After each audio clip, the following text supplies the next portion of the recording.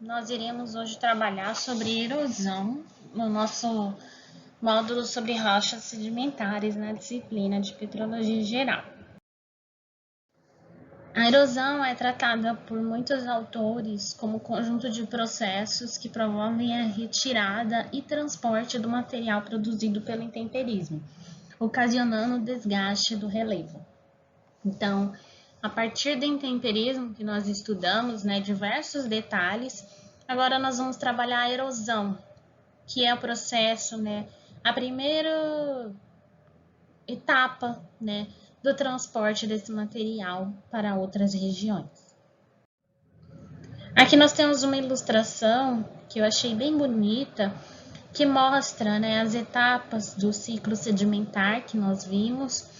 Então, desde o intemperismo, erosão e o transporte.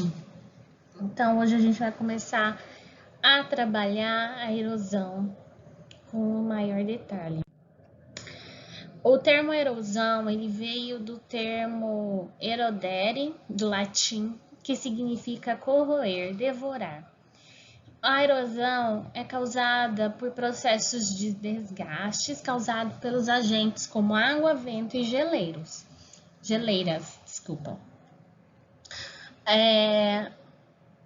Segundo o Guerra, 1995, a erosão dos solos é um processo que ocorre em duas etapas. A primeira, pela remoção das partículas da rocha em que ela estava, e a segunda é o transporte desse material, efetuado também pelos agentes erosivos, porque seriam os mesmos agentes, tá ok? Então, aqui a gente tem um organograma, onde a gente tem os agentes da erosão.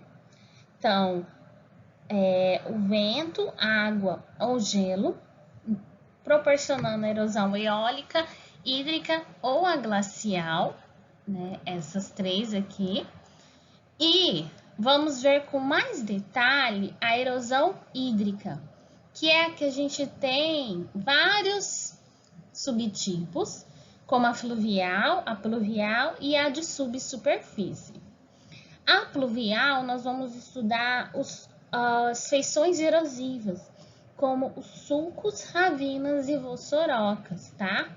Que são processos erosivos que nós vemos no nosso dia a dia, na nossa cidade, na onde a gente circula, na nossa vida. Então, dos processos erosivos, o que a gente vai dar mais destaque são os processos erosivos pluviais.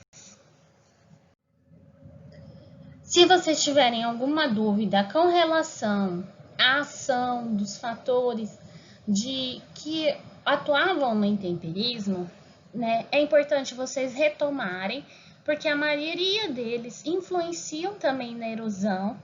Então, como o clima influencia o intemperismo? É muito semelhante, tá? Como a rocha anterior, como a rocha original influencia no intemperismo? Quais são mais fáceis? Qual mineralogia é mais fácil de intemperizar? Também vamos ter, fatores semelhantes com a erosão. O relevo, os tipos de relevo mais suscetíveis à erosão. Isso tudo é muito semelhante àqueles fatores que a gente falou na aula sobre intemperismo. Mais uma coisa que a gente não comentou é sobre o solo. Porque no intemperismo a gente estava falando da formação do solo. Quando a gente já tem o solo, que é nesse momento, a gente vai ter erosão. E a erosão, ela precisa, quando a gente tem níveis de porosidade diferentes, quando a textura, dos materiais que compõem o solo é diferente, vocês vão ver que a rocha pode ser mais ou menos suscetível à erosão, tá? Então, a textura vocês vão saber diferenciar, tá? A gente vai explicar o que é nos próximos temas. E a porosidade também, viu? Então, se eu tenho grãos maiores, se eu tenho poros maiores, eu vou conseguir ter uma erosão maior. Se eu tenho poros menores, se a textura do meu material é mais argilosa, será que a minha rocha é mais coesa? Então, a gente vai comentar esses fatores hoje, tá bom? E a vegetação, que é um fator assim importantíssimo para questões de erosão.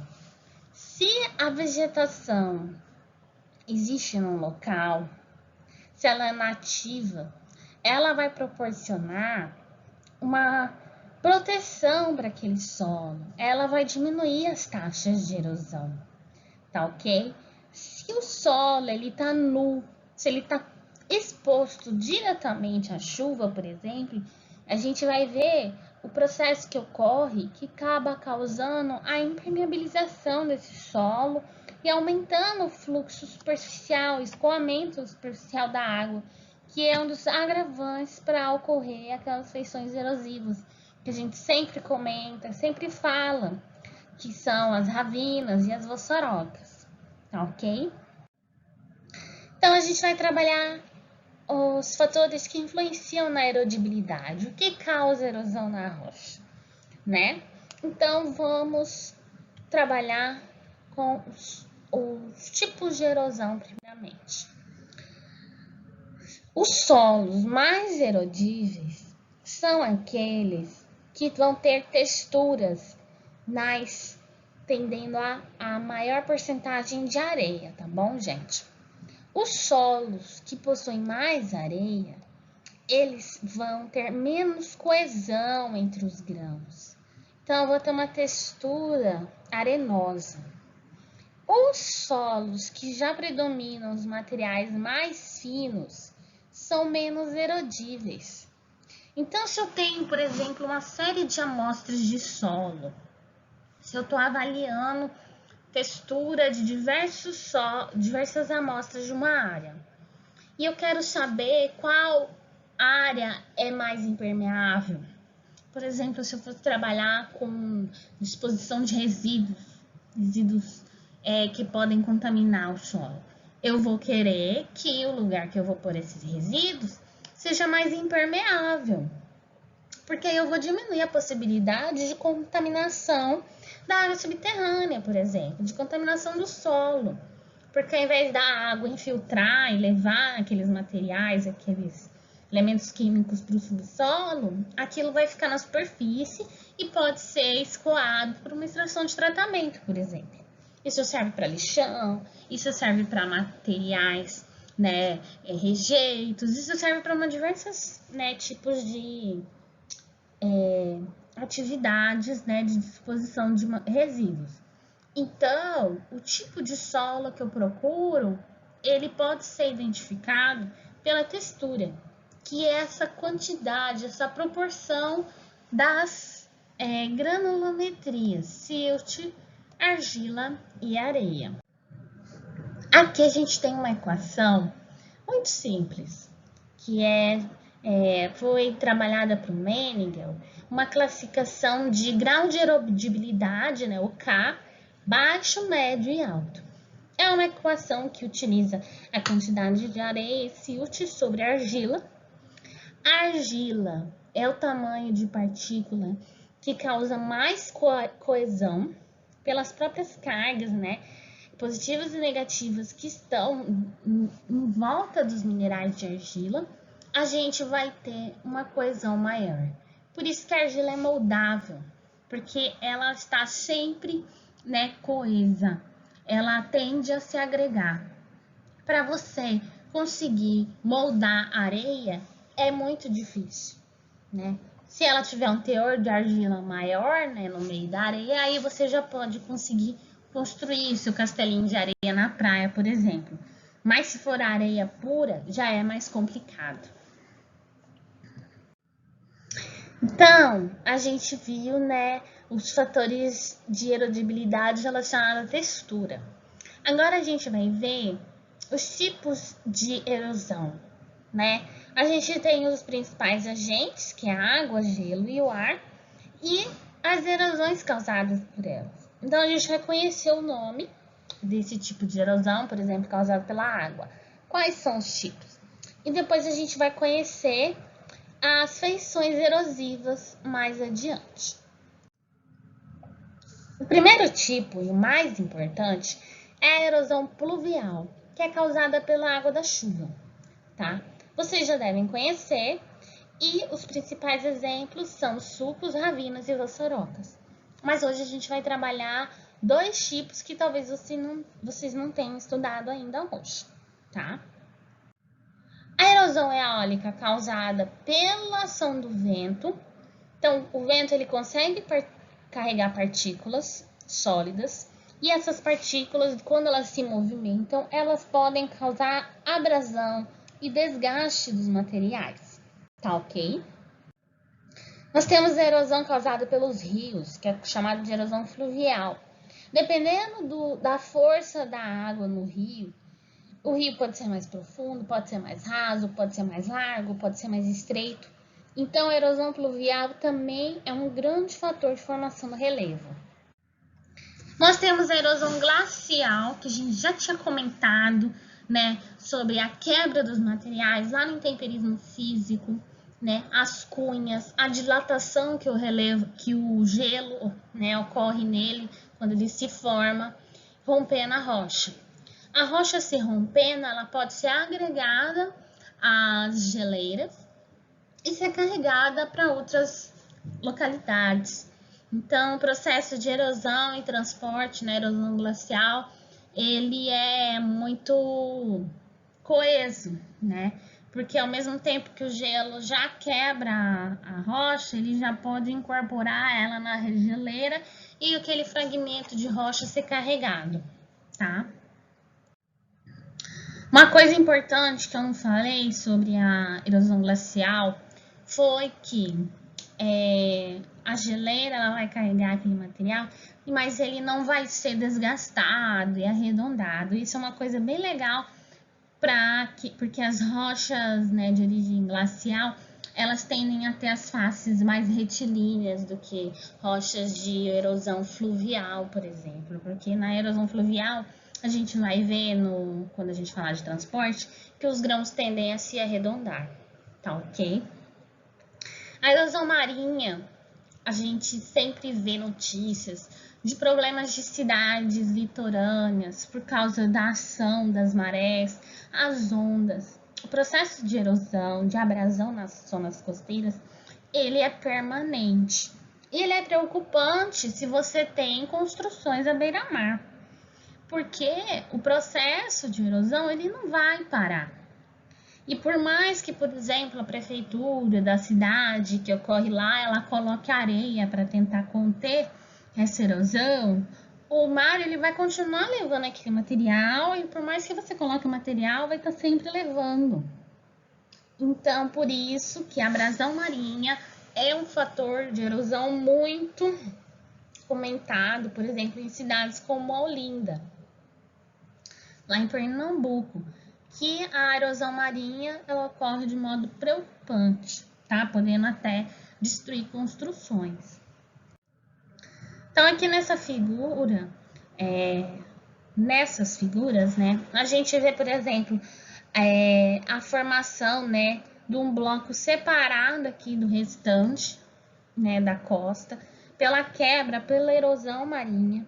A gente vê aqui na segunda imagem que esse bloco aqui, ó, que eu vou colocar a seta, ele aparece em certo momento e depois ele é destruído por ação da água, pela abrasão marinha. E aqueles grãos, né, se fossem de areia, de silt, eles são espalhados e depois vão ser levados, né, com a água.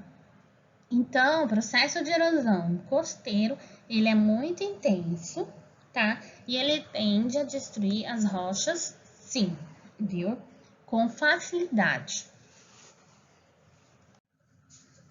A erosão antrópica é um tipo de erosão que é colocado, mas na verdade ele não como que eu posso dizer, um agente. A erosão antrópica, ela é o ser humano agindo, facilitando a ação das erosões naturais. Então, o homem expõe o solo sem vegetação, constrói em áreas de alto declive, utiliza solos não bons para tais fins. Isso tudo promove uma aceleração ou que ocorra a erosão num local onde nunca iria ocorrer, né? Por exemplo, se você começa com tráfego, né, um tráfego de carros pesados, né, de máquinas, você vai impermeabilizar o solo. Tráfego de pedestres também, né? Então, tudo isso pode ocasionar um processo de erosão que não ia ocorrer naquele lugar. Ou plantações, ou desmatamento, né? Você tira a vegetação de um local e não dá um uso para aquela área fica exposta sem vegetação.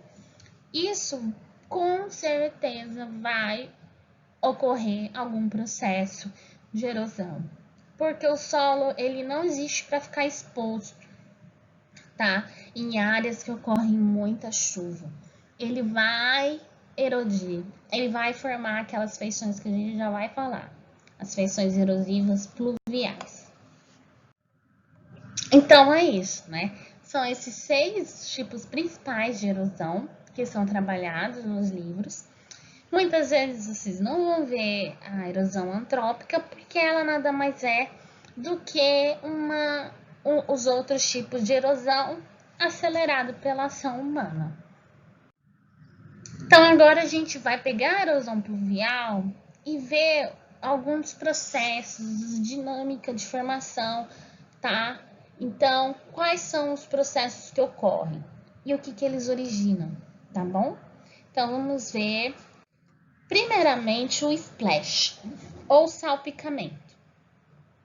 O splash é um processo de erosão que talvez vocês não tenham visto ainda, né, em outras disciplinas, mas é um processo que a gente praticamente não vê, mas que agora, explicando para vocês, vocês vão ver em muitos lugares. Vamos ver o resultado, né, não ele ocorrendo, porque é em pequena escala. São as gotas, né, da água da chuva que caem sobre o solo nu, e vão quebrar em partículas menores as partículas mais frágeis do solo.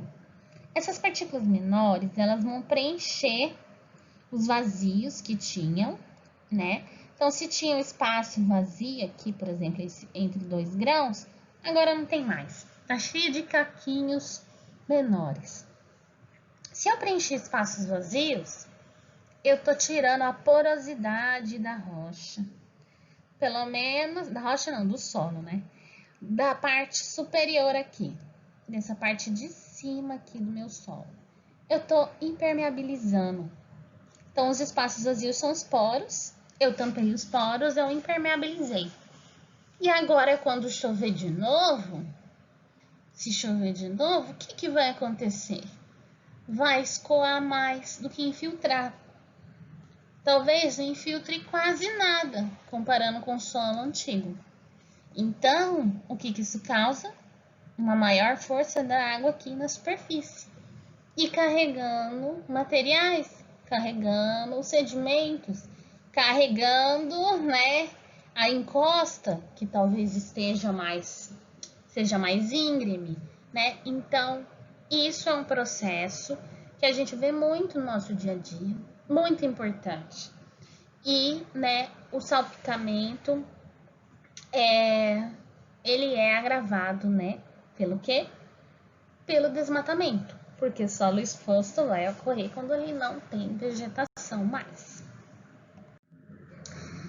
Então, à medida que vai ocorrendo essa impermeabilização do solo, seja por ação natural ou seja agravada pelo homem, o escoamento superficial vai ocorrer. E o escoamento superficial, ele é um processo natural, mas ele pode ser agravado, né, por ação humana, como sempre a gente fala. A infiltração do solo, mesmo que não esteja impermeabilizado o solo, mesmo que tenha vegetação, uma hora pode saturar o solo de água, porque os poros têm um limite, eles não vão crescendo à medida que entra água. chega uma hora que o solo não suporta mais água dentro dos poros. E aí o processo de escoamento superficial vai iniciar.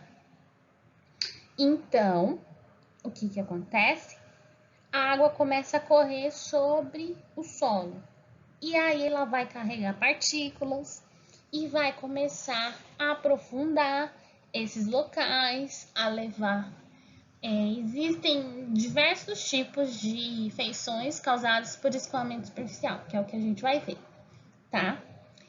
O primeiro tipo é a erosão laminar.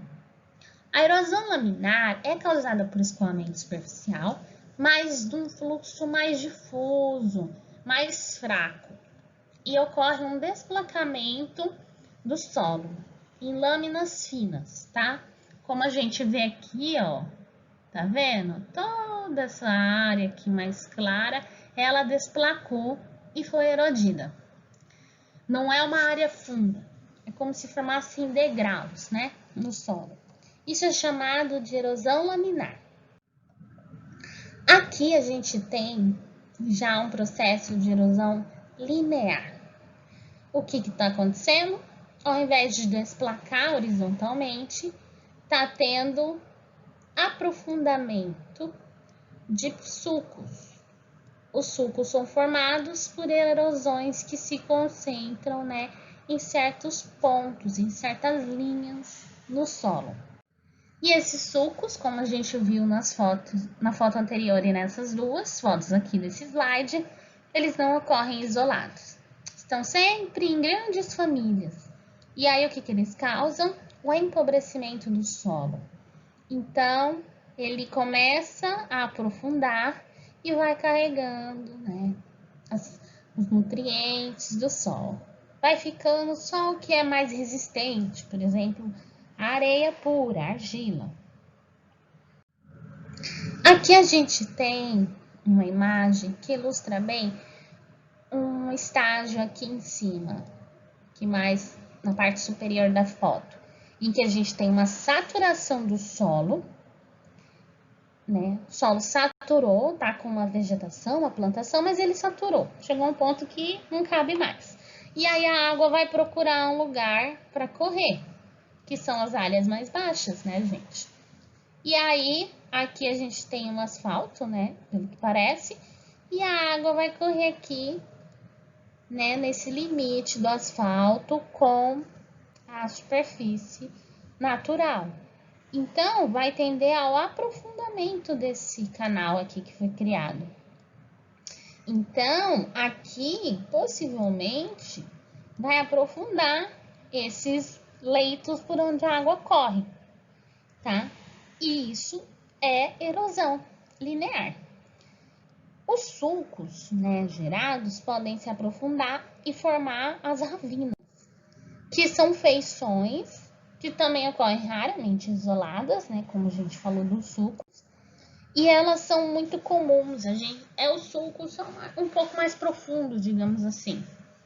Aqui a gente tem, olha, a ravina formada em meio a uma trilha que leva a uma praia. E o que a gente vê em volta da ravina? Olha aqui, o solo impermeabilizado. Olha como ele tá lisinho. Isso aqui foi causado pelo peso das pessoas, pela chuva direta. A vegetação morreu pelo tráfego, né, das pessoas em cima. E aí o solo ficou exposto e o solo, a camada superior se impermeabilizou. Solo impermeabilizado, a água que cai de todo lado vem tudo para as porções mais baixas. E aí essa ravina vai aprofundando cada vez mais. Por isso que pessoas andando, né, em áreas sempre no mesmo lugar, causa erosão, tá?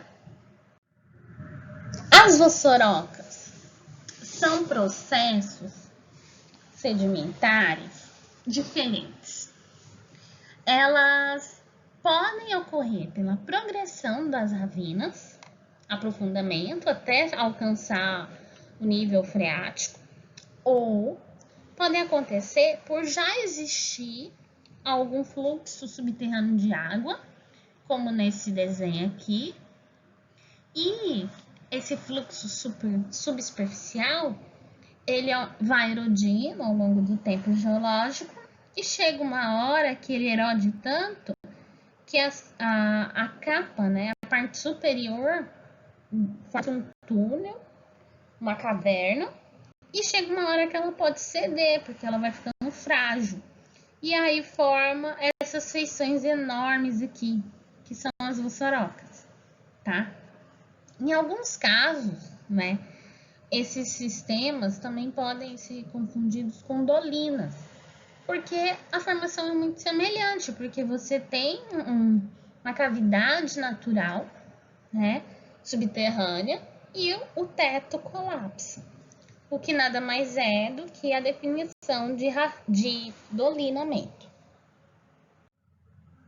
Aí aqui a gente tem duas vossorocas, né, numa encosta íngreme, e olha a profundidade que elas alcançam, né? Aqui a gente não vê o leito d'água correndo pela foto, mas aqui a gente vê. Olha aqui a água. Então, as vossorocas elas alcançam profundidades muito grandes e elas vão crescendo. Quanto mais profundas, mais elas vão tender a se alargar por conta da erosão aqui, por causa da água que corre dentro dela. Aqui a gente tem uma outra imagem que dá para ver melhor, né? As vossorocas. Aqui a gente vê um caso grave e que essas casas que estão ao lado aqui, né, da vossoroca, podem colapsar, cair, desabar aqui dentro, porque vocês estão vendo aqui, ó, a gente tem rachaduras no meio da rocha, né, no meio do solo, que já estão indicando que está progredindo para cair mais para lá. Essas casas devem ser desocupadas para evitar danos maiores, né? Possibilidade até de morte das pessoas por conta de desabamento. Então é isso, até a próxima.